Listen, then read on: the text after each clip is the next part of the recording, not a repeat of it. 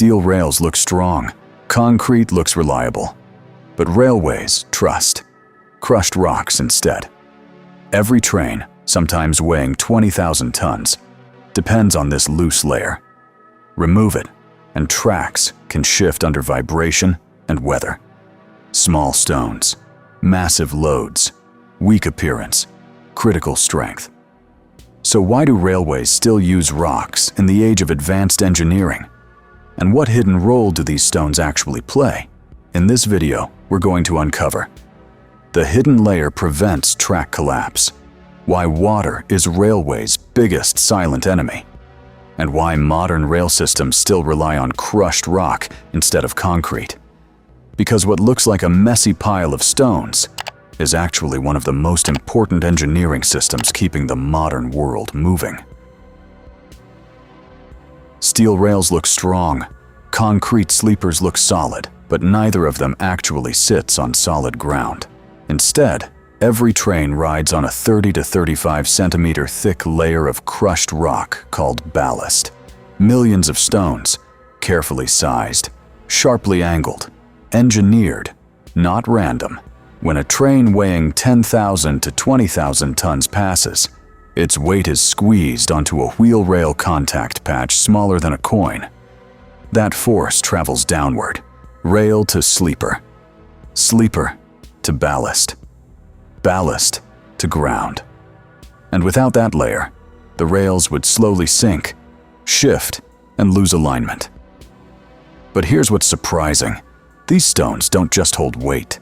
They lock tracks in place, drain water, absorb vibration, maintain geometry under constant movement, loose rocks, creating precision, small stones, controlling massive forces. So why does stability come from something that moves? And what happens when this hidden layer starts to weaken, even slightly?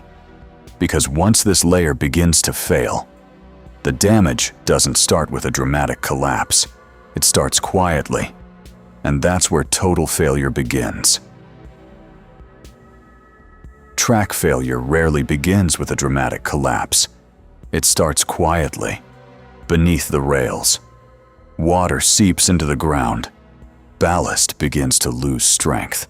Tiny movements appear, often just a few millimeters. But for railways, even small misalignment can be dangerous. A heavy freight train moving at speed creates dynamic forces up to 15 to 20% higher than its static weight. Now those small movements grow. Sleepers tilt slightly, rails shift sideways. The track slowly loses geometry. At first, trains just slow down. Speed restrictions appear. Then maintenance crews step in. But if the hidden layer weakens further, the ground softens. Ballast erodes. Floodwater can even wash away the support under the rails. Suddenly, a perfectly normal track becomes unstable. Not broken, but no longer safe. And that's the danger. Total failure doesn't happen instantly. It builds slowly, silently, underneath. So what exactly prevents this chain reaction from happening every day? What hidden mechanisms allow loose stones to hold alignment, control movement, and drain water simultaneously? Because these rocks aren't doing just one job. They're doing 4 critical jobs at the same time. Loose rocks shouldn't create stability, yet somehow, they do. A train weighing thousands of tons passes every few minutes. Heat expands the rails, brakes push sideways, wheels hammer downward. And still, the track holds its shape. How can something that moves and shifts keep steel rails perfectly aligned? And how do small stones handle forces strong enough to bend metal? Because ballast isn't just sitting under the track. It's working constantly, performing 4 hidden jobs at the same time. First, weight distribution.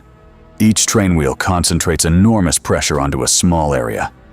Ballast spreads that force across thousands of stones, reducing stress on the soil below.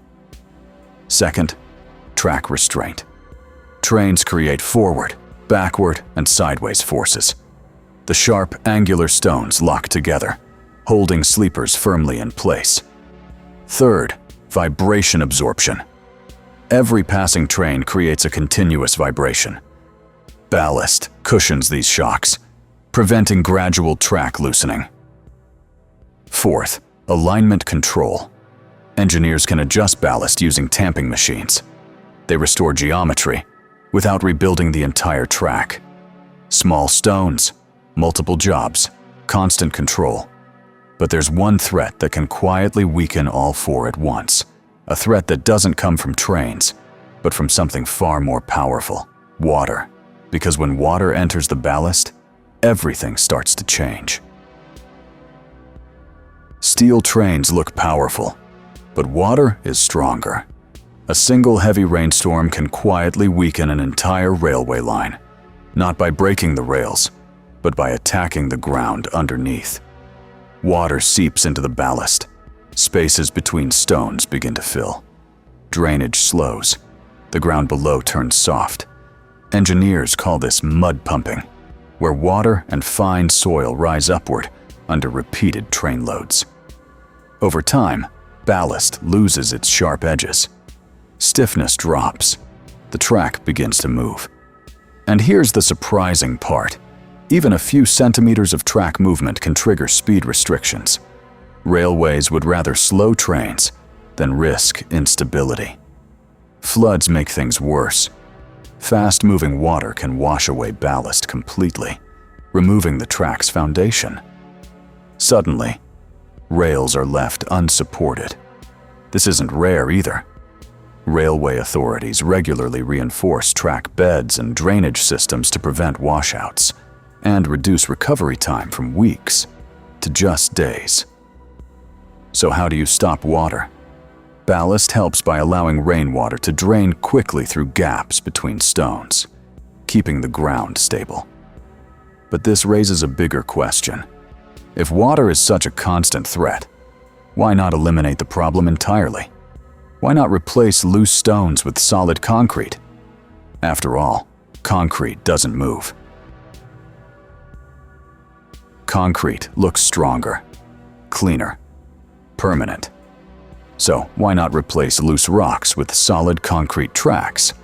In fact, some railways already do. High-speed systems like Japan's Shinkansen and parts of European rail networks use slab track, rails fixed directly onto reinforced concrete. It looks modern, it looks stable, and it requires less frequent alignment. So why doesn't the entire world switch? Because strength isn't the only requirement. Railways also need flexibility. The ground beneath tracks is constantly moving due to temperature changes, soil settlement, and heavy loads. Ballast can adjust, concrete cannot. If a ballasted track shifts slightly, engineers can simply tamp and realign the stones. But if a concrete slab cracks or settles, entire sections may need replacement. Concrete is strong, but it's also rigid, and rigidity can become a weakness. There's another factor too: cost and repair time. Ballast can be repaired overnight. Concrete repairs can take days, or even weeks, shutting down busy rail lines. So railways often choose flexibility over rigidity, adaptability over permanence. Loose stones, outperforming solid concrete. But this flexibility comes at a price, because unlike concrete, ballast doesn't last forever. It wears down, it shifts, it weakens. And that leads to the next hidden battle happening beneath every railway. Steel rails may carry the trains, but it's the crushed stones beneath them that keep everything stable. What looks like a simple layer of rocks is actually controlling weight, movement, vibration, and water. All at once. Small stones. Massive responsibility. Without them, tracks would slowly shift, weaken, and eventually fail. With them, thousands of trains move safely every single day. So the next time you see a railway track, remember, the most important part isn't the steel above, it's the hidden layer below. If you liked this video and enjoyed real engineering explained simply, hit the subscribe button and join us for more hidden stories behind everyday systems.